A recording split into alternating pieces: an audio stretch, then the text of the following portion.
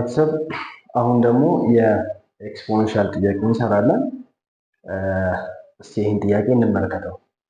81 ዘ ፓወር ኦፍ 5 ማይነስ 2x ሲባዛ 243 ዘ ፓወር ኦፍ x ማይነስ 2 ሲካፈል 9 ዘ ፓወር ኦፍ x 5x ማይነስ 1 እኩል ይሆናል 1/3። ስለዚህ ይሄ ፎርም ምንድነው? ኤክስፖኔንሻል ፎርም ነው። ጥያቄው ኤክስፖኔንሻል ፎርም ነው። ስለዚህ የኤክስፖኔንሻል ህግን ተጠቅመን ሶልቭ እናደርጋለን ማለት ነው። ሶ ኤክስፖኔንሻል ህግን ተጠቅመን ሶልቭ ስናደርግ ስቴት ያደረግናቸው 5 መሰረታዊ የኤክስፖኔንሻል ህጎች አሉ። እነዛን ህጎች እንዳስፈላጊነቱ ኢምፕሊመንት እያደረግን የምንሰራው አይነት ጥያቄ ነው ማለት ነው። ሶ ጥያቄውን ስንጀምር እንደምናደርገው 81 ማለት በስሪ ፓወር መገለጽ ይችላል። 81 ማለት ምን ማለት ነው? 81 ማለት ምን ማለት ነው? 3 ዘ ፓወር ኦፍ 4 ማለት ያ ማለት 3ን 3 ሲባዛ በ3 ሲባዛ በ3 ሲባዛ በ3 3ን 4 ጊዜ ደጋግመን ስናበዛ ስንት እናገኛለን? 3 ጊዜ 3 9 9 ሲባዛ በ3 27 27 ሲባዛ በ3 ስንት ይመጣል? 81 ይመጣል። ስለዚህ 81 ማለት ስንት ነው? 3 ዘ ፓወር ኦፍ 4 ነው ማለት ነው። ስለዚህ በ81 ቦታ ላይ ማን እናስገባለን? 3 ዘ ፓወር ኦፍ 4 እናስገባለን። ኦኬ ከዛ እንቀጥላለን። 243 ማለት ደግሞ 3 ዘ ፓወር ኦፍ 5 ማለት ነው። ያ ማለት 3ን 5 ጊዜ ስናበዛ 3 ሲባዛ በ3 ሲባዛ በ3 ሲባዛ በ3 ሲባዛ በ3 1 2 3 4 5 3 ሲባዛ በ3 ስንት ይመጣል? 9 ይመጣል። 3 ሲባዛ በ3 9 ይመጣል። እዚህ ጋር 3 አለ። 9 ጊዜ 9 81 ይመጣል። 81 ሲባዛ በ3 ስንት ይመጣል? 243 ይመጣል። ስለዚህ 243 ማለት ስንት ነው ማለት ነው? 3 ዘ ፓወር ኦፍ 5 ነው ማለት ነው። ስለዚህ በ243 ቦታ ማን እናስገባለን? 3 ዘ ፓወር ኦፍ 5 እናስገባለን። ዘ ፓወር ኦፍ ማን አለ? x ማይነስ 2 አለ እኩል ይሆናል 1/3። አሁን የታችኛዋንም 9ንም እናደርጋለን። 9 ማለት ሲምፕሊ 3 ሲባዛ በ3 ማለት ነው፣ ወይም ደግሞ 3 ዘ ፓወር ኦፍ 2 ማለት ነው። ስለዚህ በ9 ቦታ ማን እናስገባለን? 3 ዘ ፓወር ኦፍ 2 እናደርጋለን ማለት ነው። አሁን ይሄን የምናደርገው ምንድነው? ይሄን ጥያቄ ሶልቭ ለማለት ቤዙን ማመሳሰል ስላለብን ስለዚህ የ81 የ40 243 እና 9 ኮመን የሚያደርጋቸው ምንድነው? የሶስት ብዜት ናቸው። ሁሉም 9ም 81ም 243ም የሶስት ብዜት ናቸው። ስለዚህ ቤዛቸውን ለማመሳሰል ፋይናሊ ካንስል አውት አድርገን የቫሪያብሉን መልስ ለመፈለግ ግዴታ ቤዙን ማመሳሰል ስላለብን ኮመን ባህሪያቸውን እንፈልጋለን። የማን? የ81ን የ243 እና የ9ን ማለት ነው። ስለዚህ 81 በ3 ፓወር ሲገለጽ 3 ዘ ፓወር ኦፍ 4 ነው። 243 በ3 ፓወር ሲገለጽ 3 ዘ ፓወር ኦፍ 5 ነው። 9 በ3 ፓወር ሲገለጽ 3 ዘ ፓወር ኦፍ 2። ስለዚህ ምን እናደርጋለን? ሲምፕሊ በዚህ ህግ መሰረት a ዘ ፓወር ኦፍ n ዘ ፓወር ኦፍ m ካለ ምን እንደምናደርገው ሲምፕሊ ኤክስፖነንቶቹን እርስ በርስ እናባዛቸዋለን። ያ ማለት a ዘ ፓወር ኦፍ m ታይምስ m ይሆናል ማለት ነው። ስለዚህ በዛ ህግ መሰረት 4 የ3 ፓወር ነው። ስለዚህ 4 ደግሞ ሌላ ምን አለ? ፓወር አለ። ይሄንን እንደ m ብትወስዱት 4 ማን ያበዛዋል ማለት ነው? 5x ማይነስ 2 ያበዛዋል ማለት ነው። ስለዚህ ሲምፕሊ እዚህ ጋር ሰብትራክሽን ምልክት ስላለ 4 5ን ያበዛል፣ 4 2xን ያበዛል ማለት ነው። ስለዚህ ምን እናደርጋለን? 4 ሲባዛ በ5 20 ይመጣል። 4 ሲባዛ በ2x ስንት ይመጣል? 8x ይመጣል። እዚህ ጋር ምን መጣና 5 ኤክስንም ያበዛል 2ንም ያበዛል። 5 ሲባዛ በx 5x ይሆናል። 5 ሲባዛ በማይነስ 2 ኔጌቲቭ 10 ይሆናል ማለት ነው። ሲካፈል እናደርግና አሁንም እቺቱ ማንን ታበዛለች? 5x ነው ኔጌቲቭ 1ንም ታበዛለች ማለት ነው በዚህ ህግ መሰረት። ስለዚህ ምን እናደርጋለን? 2 ሲባዛ በ5 ስንት ይመጣል? 10 ይመጣል። 2 ሲባዛ በኔጌቲቭ 1 ኔጌቲቭ 2 ይመጣል ማለት ነው። ከዛ 1/3ን ምን እናደርጋለን? በፓወር ስንገልጸው 3 ዘ ፓወር ኦፍ 1/3 ማለት 3 ዘ ፓወር 1 አለ እዚህ ጋር በውስጥ ታዋቂነት ፓወሩ ስንት ነው? 1 ነው። ስለዚህ እቺ አንድ ወደ ላይ ስቴትመንት ሆናለች ማለት ነው። 3 ዘ ፓወር ኦፍ ኔጌቲቭ 1 ትሆናለች ማለት ነው። ስለዚህ ምን እናደርጋለን? ይሄንን 3 ዘ ፓወር ኦፍ ኔጌቲቭ 1 እናደርጋለን። አሁን ምን አደረግን? ይሄንንም በ3 ይሄንንም በ3 ይሄንንም በ3 ይሄንንም በ3 ቤዝ አስቀመጥ ነው ማለት ነው። አመሳሰል ነው። ከዚህ በኋላ ምን እናደርጋለን?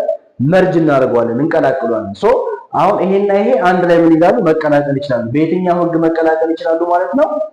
በየትኛው ህግ? ለምሳሌ a ዘ ፓወር ኦፍ n ሲባዛ a ዘ ፓወር ኦፍ m ካለ ምን እናደርጋለን? a ዘ ፓወር ኦፍ n ሲደመር m እናደርጋለን። ይሄኛው አንደኛው የኤክስፖነንት ህግ ነው ማለት ነው። ስለዚህ ይሄንን ህግ ተጠቅመን ምን እናደርጋለን? ሁለቱን እንቀላቅላቸዋለን። ቤዛቸው ተመሳሳይ ስለሆነ አንዱን ቤዝ እንወስድና ከዛ ኤክስፖነንቶቹን እርስ በርስ እንደምራቸዋለን ማለት ነው። ስለዚህ ኤክስፖነንቱን ስንደምር ቁጥሩ ከቁጥሩ ጋር ይደመራል፣ ቫሪያብሉ ከቫሪያብሉ ጋር ነው የሚደመረው። ስለዚህ ከ20x ላይ 10x ስንቀንስ ስንት ይመጣል? 10x ይመጣል። እዚህ ጋር ጀስት እንደምናደርገው አሁን ቀጥታ ሲምፕሊ እንደምረዋለን። 20 ሲቀነስ -8x ሲደመር 5x - 10 ይመጣል ማለት ነው። ስለዚህ አሁን ቁጥር ከቁጥር ጋር ቫሪያብል ከቫሪያብል ጋር ነው የሚሰራው። ስለዚህ ከ20 ላይ 10x ስንቀንስ ስንት ይመጣል? ፖዚቲቭ 10x ይመጣል።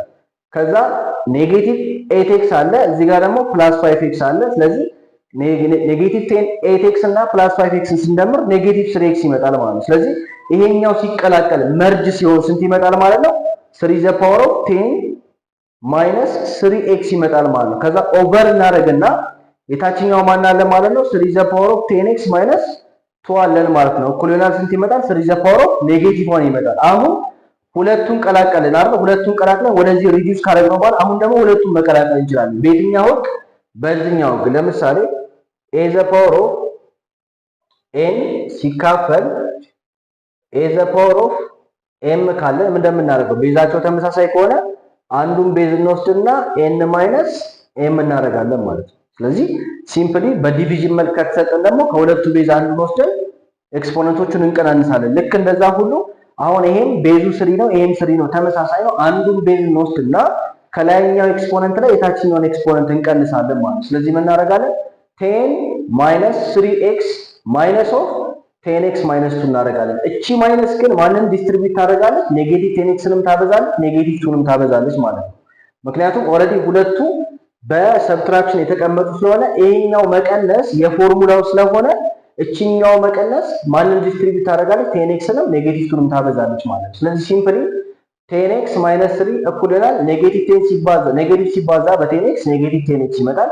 ኔጌቲቭ ሲባዛ በኔጌቲቭ 2 ምን ይመጣል? ፖዚቲቭ 2 ይመጣል ማለት ነው። እኩል ይሆናል 3 ዘ ፓወር ኦፍ ኔጌቲቭ 1 እናደርጋለን። አሁን እዚህ ጋር ቁጥር ከቁጥር ቫሪያብል ከቫሪያብል ጋር ይሰበሰባል። ጀስት ላይክ እዚህ ጋር እንዳደረግነው አሁን እዚህ ጋር 20 ሲቀነስ 10 አደረግን። ቁጥር ከቁጥር ጋር ሰበሰብን። ቫሪያብሉ ከቫሪያብሉ ጋር ምን አደረግን? ደመር። ስለዚህ ወዴት አመጣ ነው?